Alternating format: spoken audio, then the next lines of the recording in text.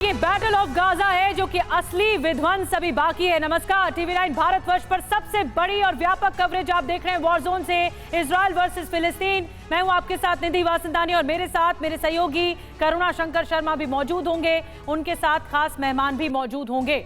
हम आपको और समझाएंगे कि अभी हालात क्या है और बीते 24 घंटे में क्या हुआ है। सबसे पहले आपको बताते हैं कि इजरायली सेना गाजा बॉर्डर की ओर कूच कर चुकी है।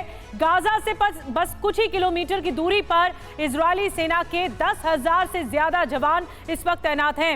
इजरायल के लिए सबसे बड़ी चुनौती, सबसे बड़ा चैलेंज बंधकों की सुरक्षा भी है। लेकिन इजरायल ने हमास के खात्मे और बंधकों की रिहाई के साथ इजरायल के लिए चुनौती सामने आ गई है कि फिलिस्तीन समर्थक देशों की ओर से हमले का खतरा भी है। इजरायल ने गाजा पट्टी में हमास की सुरंगों पर धावा बोलने के लिए क्या प्लान बनाया है, आज इसी पर बात करेंगे कि अब इजरायल क्या करेगा आगे, क्या प्लान ऑफ एक्शन होगा। तो पहली बड़ी खबर से शुरुआत करते हैं। वेस्ट बैंक में इजरायल का बड़ा ऑपरेशन चल रहा है।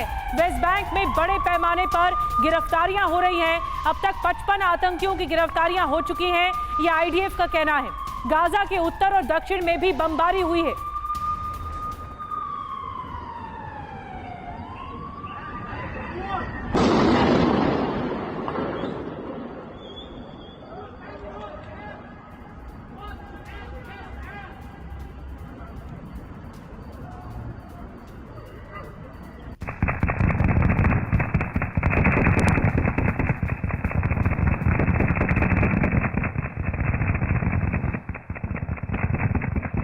सिलसिलेवार गोलीबारी की आवाज आप सुन सकते हैं और ये बहुत ही भयानक मंजर होगा इस वक्त कि दोनों ओर से लड़ाई और ज्यादा भीषण होती जा रही है। लेकिन इजरायल ने खदेड़ा है कई हमास के लड़ाकों को और ढेर भी कर दिया है। लेकिन इस बीच जो हम आवाज सुन रहे हैं इस वक्त वो बहुत भयावहता को बताती है। लगातार गोलीबारी की आवाज सुनाई दे रही है।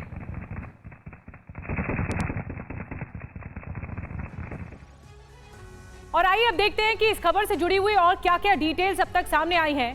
वेस्ट बैंक में इजरायली ऑपरेशन जो चल रहा है उसकी डिटेल्स क्या है। इजरायली सेना का वेस्ट बैंक में बड़ा सर्च ऑपरेशन चलाया जा रहा है और भारी पैमाने पर गिरफ्तारियां भी की जा रही हैं इजरायली सेना की तरफ से। मैं आपको बता दूं कि हमास के ठिकाने और उसके नेता खास तौर पर टारगेट पर हैं इस वक्त। इजरायली सेना के इलाके से 55 आतंकियों को गिरफ्तार भी किया गया है इजरायल डिफेंस फोर्स की तरफ से। इजरायली ऑपरेशन रामल्ला में चलाया जा रहा है। वेस्ट बैंक के बहुत नजदीक है ये इलाका और ये ऑपरेशन वहां पर अंजाम दिया जा रहा है जहां पर कई गिरफ्तारियां हुई हैं। और खबरों के लिए करुणा के पास चलते हैं। बिल्कुल, और देखिए एक और बड़ी खबर आ रही है इजरायली जंग से जुड़ी है इस वक्त की। बहुत बड़ी खबर है, इजरायली फोर्स को एक और बड़ी कामयाबी मिली है। खान यूनिस में हमास का कमांडर ढेर हुआ है। किबुत्ज नरसंहार हमले का मास्टरमाइंड ये मारा गया है। आपको बता दें कल भी हमास का एक कमांडर ढेर किया गया था और आज एक बार फिर से इजरायल को यह बड़ी कामयाबी मिली है। एक और हमास का जो कमांडर है वो ढेर हो गया है। बताया जा रहा है किबुत्ज नरसंहार हमले का यह मास्टरमाइंड था जो कि मारा गया।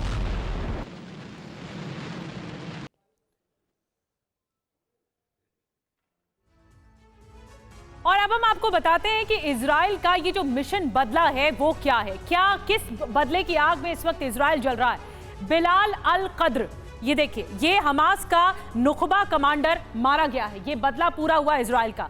अब दूसरा, अल कादी, हमास का नुखबा कमांडर ढेर कर दिया गया। तीसरा, मेराद अबू मेराद, हमास के हवाई हमलों का ये प्रमुख बताया जाता है। इजराइल पर रॉकेट हमलों के लिए जिम्मेदार था और 7 सितंबर हमले का मास्टरमाइंड था ये भी, और 7 अक्टूबर के हमले का मास्टरमाइंड था और किबुत्ज नरसंहार का ये जिम्मेदार था।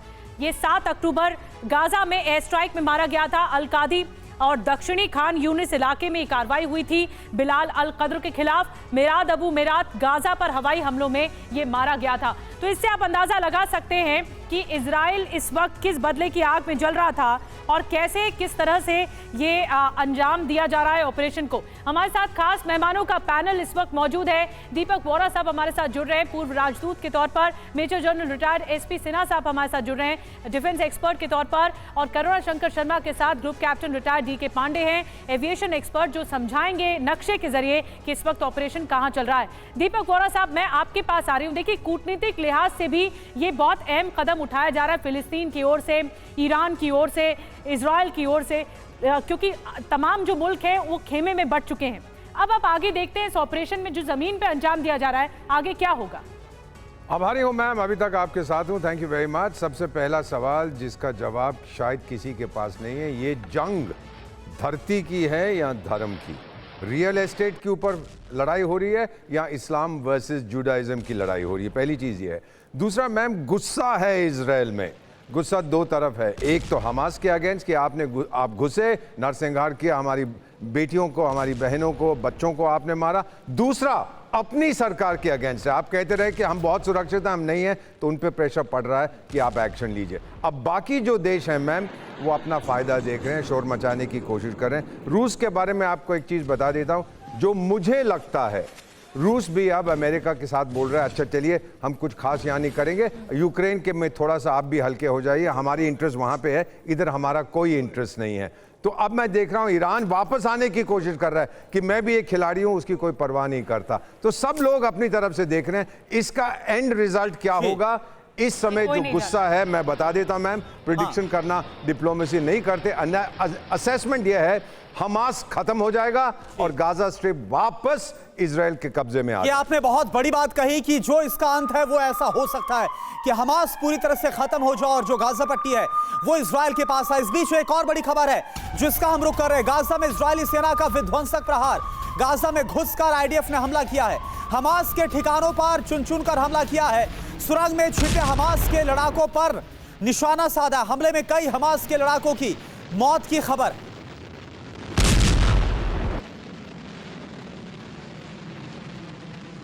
और देखिए एक और बड़ी खबर, गाजा पर बहुत बड़े हमले की तैयारी है। गाजा बॉर्डर पर एक्शन में इजरायली सेना, टैंकों का काफिला गाजा बॉर्डर की ओर जाता हुआ नजर आ रहा है। बॉर्डर पर हजारों इजरायली सेना के जवान मौजूद हैं।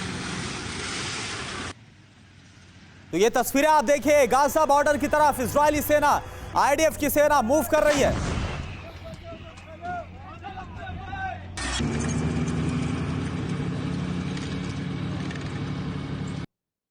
और देखिए इसी को लेकर हम बात करते हैं। हमारे साथ group captain DK Pandey sir मौजूद हैं। डीके पांडे सर, यहां नक्शे के जरिए हम चाहेंगे कि आप समझाएं ये जो तस्वीरें थी मूवमेंट की, ये किस तरफ मूव कर रही है? क्योंकि गाजा बॉर्डर की तरफ तो है, लेकिन गाजा पर इस वक्त कहां फोकस बना हुआ है? देखिए, ध्यान रहे कि ये नॉर्थ में जो गाजा पट्टी छोटी सी दिखाई गई यहाँ पर, ये नॉर्थ में 5 टुकड़ों में नॉर्थ गाजा की तरफ सारी बातें हो रही हैं। इसका दो कारण हैं इसके कि जो टनल्स हैं उनका फोकस भी इसी क्षेत्र में है। क्यों है? क्योंकि उनको जो सहायता दी गई लेबनान और सीरिया की मदद से ये बनाया गया। दूसरी बात कि यहाँ पर अगर अटैक करते हैं तो उनको उन टनल को भेजने में आसानी होगी। और साथ में जो 2 कॉरिडोर दिए गए, एक कॉरिडोर अलॉन्ग दिस बॉर्डर है और दूसरा बीच में से जा रहा है, ताकि सोलो साउथ से और जा सके नीचे की ओर। ध्यान रहे कि जब यहाँ पर जो टनल है जिनकी की बताया जा रहा है कि संख्या 30 से 50 के बीच में, और एक टनल जो है लगभग $3 मिलियन से बना है, और उसमें कितना सामान लगाया गया होगा सोच सकते हैं आप, कितना मजबूत है। और यही जो टनल है नॉर्थ गाजा में, ये सबसे बड़ी इस वक्त ताकत है हमास के लिए भी। देखिए, क्योंकि इसमें उनके लड़ाके छुपे हुए हैं और साथ में जो उन्होंने अपने साजो सामान है, रॉकेट्स वगैरह भी उन्होंने रखे। ध्यान रहे जो अभी रॉकेट्स फायर हो रहे हैं वो टनल से ही हो रहे हैं, और कहा जाता है कि इनकी लंबाई लगभग 300 से 500 किलोमीटर है। एक और बड़ी खबर है सर, सीधे चल रहे निधि के पास। निधि, सुरंग को अंजाम दिया जा रहा है। 1300 से ज्यादा सुरंगें बनी हुई हैं, यहां पर छिपे हैं हमास के लड़ाके। एक और बड़ी खबर, बंधकों की रिहाई और हमास के खात्मे के लिए इजराइल का बड़ा प्लान सामने आया है। हमास के बड़े नेताओं को खत्म करने की प्राथमिकता रखी गई है। बंधकों की सुरक्षा की चिंता की वजह से हमले में देरी हो रही है और सुरंगों में छिपे हमास लड़ाके नुकसान होने का खतरा है कि उन्हें अगर नुकसान पहुंचा है तो बंधकों को भी नुकसान पहुंच सकता है, जो होस्टेज हैं उनको नुकसान पहुंच सकता है। तो ये चुनौती है इजराइल के लिए कि बंधकों को कैसे छुड़ाएंगे। एक और बड़ी खबर इस बीच बता दें, इजराइल युद्ध के बीच कतर से बहुत बड़ी खबर आ रही है। ईरान विदेश मंत्री की हमास लीडर से मुलाकात हुई है। कतर के दोहा में कुछ ही देर पहले दोनों की मुलाकात हुई है। हमास लीडर हानिया से मिले हैं ईरानी विदेश मंत्री। तो खोलकर देखिए, ईरान सपोर्ट कर रहा है, जो हमास ने किया उसको सपोर्ट कर रहा है। और हमारे साथ एसपी सिन्हा साहब मौजूद हैं। सिन्हा सर, मैं आपके पास आ रही हूँ। इससे पहले हम दिखा रहे थे कि किस तरह सुरंगों के जरिए ऑपरेशन हो रहा है, लेकिन इन सबसे दूर जो ये चाल है कि ईरान पास में आ रहा है, हमास के ये मुलाकात हो रही है, ये बहुत कुछ कह रही है और इसका परिणाम बहुत खतरनाक होगा। सिन्हा साहब, देखिए, ईरान पहले पर्दे के पीछे से सपोर्ट कर रहा था। ये सच है कि ईरान मिसाइल सिस्टम हमास को सप्लाई किया है, और माध्यम था सी के माध्यम से या वाया इजिप्ट, वाया टनल के माध्यम से। पहली बात। दूसरी बात, ये मीटिंग जो फॉरेन मिनिस्टर का ईरान का हुआ है हमास लीडर के साथ, ये दर्शाता है कि वो पर्दे को फाड़ के अब सामने आ गए हैं कि हाँ, हम हमास के साथ खड़ा हैं। अब इसके कई इम्प्लीकेशंस होंगे रिश्तों में, ईरान और बाकी वेस्टर्न कंट्रीज के रिश्तों में। फिर ईरान जंग में कूदेगा, ईरान जंग में कूदेगा। उसको वो अभी पूरा क्लियर नहीं किया, बट मिलने का मतलब क्या है, टर्म्स एंड कंडीशंस डिसाइड हो रहा होगा, डिस्कस हो रहा होगा कि हम क्या करें, तुम क्या करें। और देखिए, कोई भी देश निधि, आप समझो, ये बेवकूफ़ नहीं होते हैं। ये 2 कदम आगे 1 कदम पीछे, 2 कदम आगे 1 कदम पीछे चलते हैं, और कंफ्यूज स्टेट में रखते हैं वर्ल्ड को कि डिप्लोमेसी में बाहर निकलने का खिड़की खुला रखो, खिड़की से बाहर निकलो, दरवाजा बंद है, खिड़की बंद कर दो, दरवाजा से निकल जाओ।